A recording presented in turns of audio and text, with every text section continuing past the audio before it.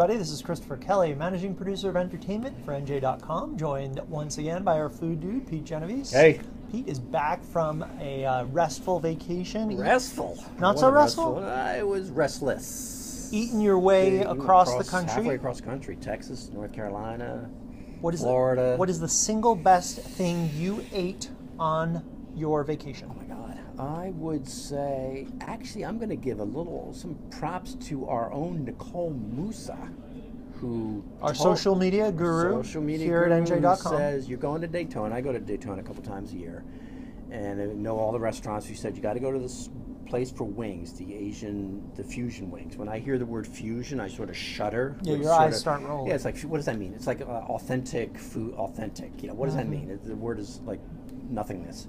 But the wings actually were quite good. It was in this sort of like cave of a bar in a strip mall in Daytona.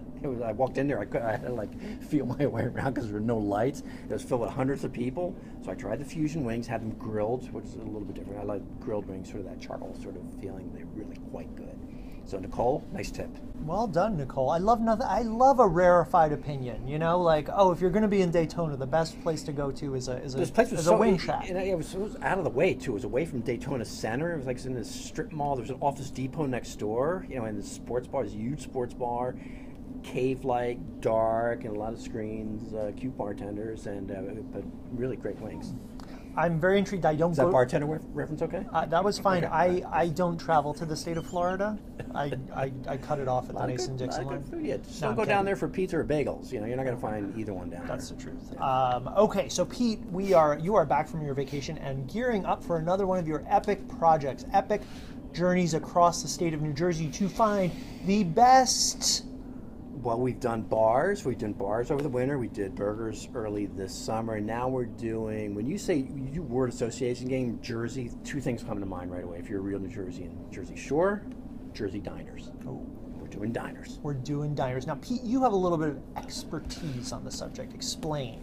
Well, I did the book. The book is called You Jersey wrote the book. When people say, oh, I wrote the book on that. You literally wrote the book. 20 years ago. It's been updated a couple times since. It was came out at the right time. It's actually sold more books than all my other books put together. Wow. Which shows how much diners, I mean, they're so ingrained in the Jersey cultural life, you know, day-to-day life. The ideology. You can't go, there's 600 diners in New Jersey, far more than any other state. We are the diner capital of the world. You can, from right this office, you can walk to like 3 diners, right down on Route 1. They're in, I did a count once, they're in literally half of our municipalities, which is a staggering number. So if you don't, there's not a diner in the town you live in, there's a diner in the town next door. They're everywhere. So my They're question in the woods. is, They're why? all over the state. Why does New Jersey have so many diners? I mean, a lot of it was the diner industry was always historically located in North Jersey and Long Island. That's where all the diners in the 40s and 50s were built, on the island and North Jersey. I mean, at one time in the 50s,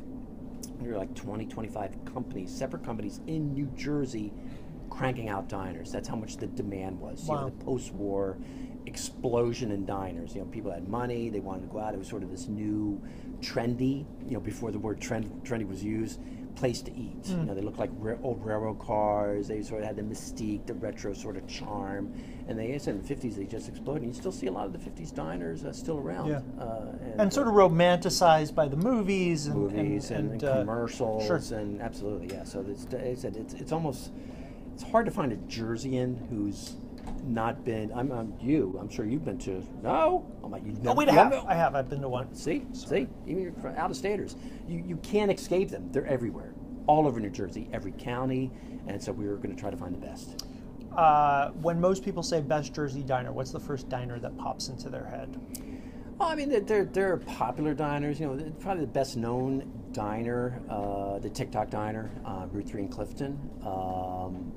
You know, it's 24/7. It's on a major highway. People coming out of the Meadowlands. It's like that stop late at night. Top's Diner in East Newark is also very well known. South Jersey, Olga's, which has been closed. Actually, you want to buy a diner? I know you've got millions stashed. You can buy that Investment diner. opportunity. You can buy that diner. It's still standing. It's sort of crumbling, but it's definitely the best known diner in South Jersey, but it's been closed for about 10 years. So those are like some of the big names.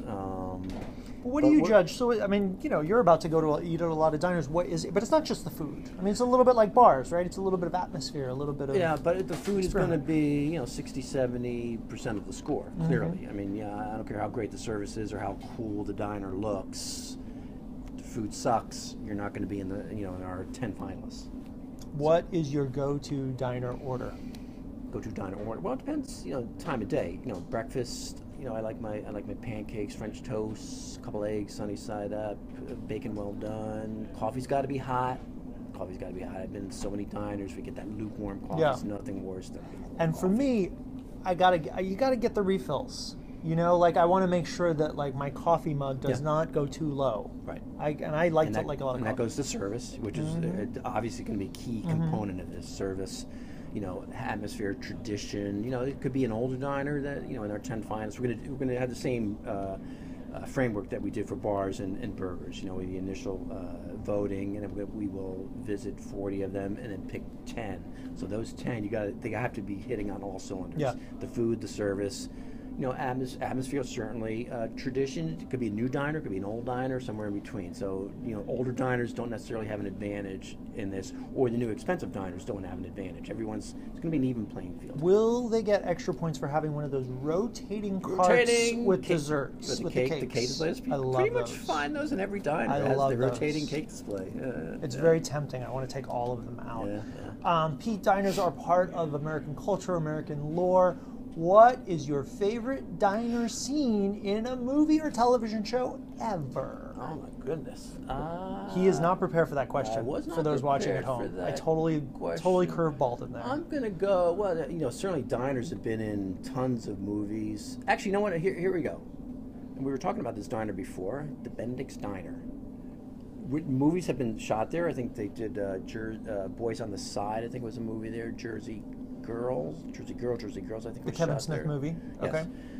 But what it was used for, and politicians often use it as a backdrop for meeting appearances, you know, photo ops. But my favorite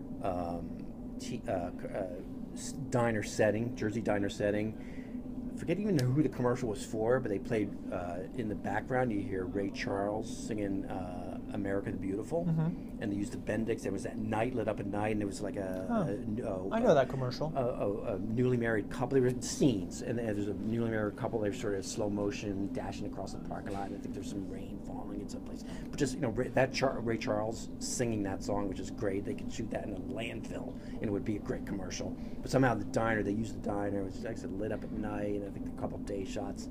That might be my favorite diner. Really evokes the sort of what a diner is and in our shots consciousness, inside in the American and of course, we had consciousness. diners, you know, the Tums commercials for many years were famous diner. You see them in a Tum. Yeah, they were shot in the Harris Diner in East Orange, which, of course, Harris had a fire. I don't think they've been reopened since, but for many years, all the Tums commercials were shot at the Harris Diner. So there's a rich history of diners. You know, City Hall, the Al Pacino movie, was shot in the diner that's right outside the Holland Tunnel. So the city, whatever it's called now, it's gone through different names. So there's certainly what's his name, John, the Matewan director. John Sayles. John Sayles shot his Baby It's You in the roadside diner. Encyclopedia. You are coming through. I know this stuff. Baby It's You with Rosanna Arquette Wonderful. was shot in the roadside diner, which is it's still standing. It's a great diner. It's in this book on Route 33 in Walt Township.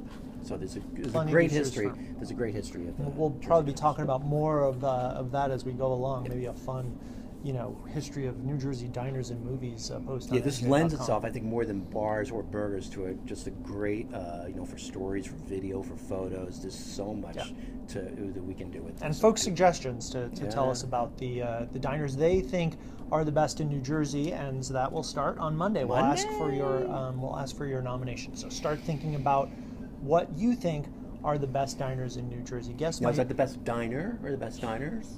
Well, we'll eventually get there. Joke. Inside joke. We'll eventually get to the best diner. Guess what my favorite scene in a movie? It's not a New Jersey movie. Set in a diner is.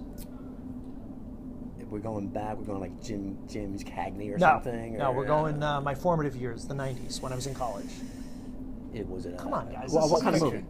Pulp Fiction, shouts our producer Anthony from the Peanut Gallery. That is correct. The opening sequence of Pulp Fiction, where she gets up on the table and Well- screams, "Every last one of you!" Well, beep, there's get only outta one here." slight Love it. problem with that. It's not a diner. Well, what is it? It's a luncheonette. restaurant. It's a luncheonette. Oh, It's not a diner. This is going to be a whole nother. This is going to be another conversation. Diner. We will save for next time. I didn't know this was going to set Pete off. Forgive me, those watching at home. Diners. These Diner. are diners. Those are diners. But what's the luncheonette? Luncheonette doesn't have the stainless steel. Doesn't have the spinning stools. It doesn't have the you can tell what a diner is just by looking at it. It's got to have. Look, that's not a luncheonette. That's a diner. It's clear to diner. It's got a spinning stool. It's got the stainless steel, fluorescent. It's got All right, coming soon. The diner glossary. The word how to know. Pulp Fiction. Wow, not even a diner. Not even a diner. It's a Like Diner, the luncheonette. movie Diner was in a a diner. classic. That was clearly a diner. Okay, well, that was my favorite scene in a Steve Guttenberg. luncheonette. Luncheonette just doesn't have that.